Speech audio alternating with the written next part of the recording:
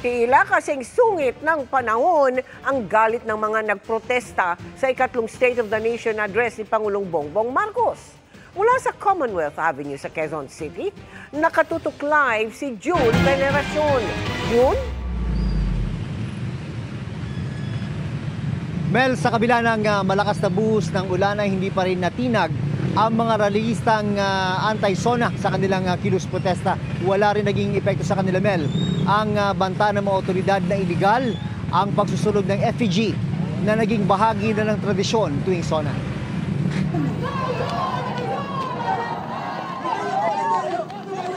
Umaga pa lang nagkasunugan na ng effigy ang mga militanteng grupo. Ito ay kahit may paalala ang PNP ilang araw bago ang SONA na ipinagbabawal umano sa batas ang pagsusunog ng effigy.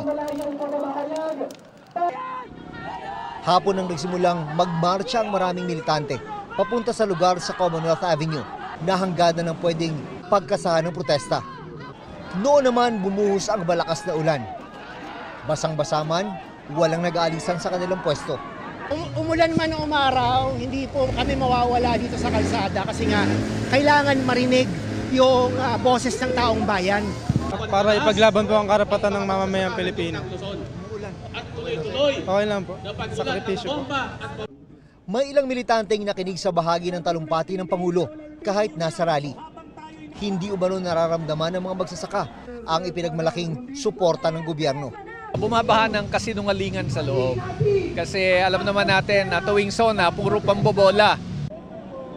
Sa gitna ng masamang panahon, hindi na kinayang sunugin ang isa pang effigy na nagpapakita naman ng tila nag-aaway na Pangulo at Vice Presidente.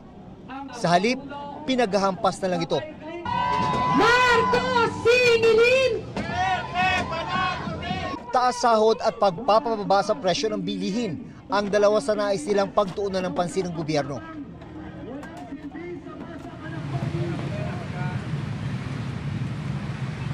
Bandang alas 5 ng hapon, Mel, ay kusa rin nag-alisa ng mga ralista pagkatapos ng kanilang programa. Isang oras sa lumipas ay inalista rin yung mga plastic barrier na hinarang sa ilang lane dito sa Commonwealth Avenue kung saan isinagawa nga yung rally. Pero sa kabila niyan ay base dito sa atin nakikita ay mabigat pa rin ang daloy ng traffic hanggang sa mga oras na ito. Mel. Maraming salamat sa iyo, June Veneracion.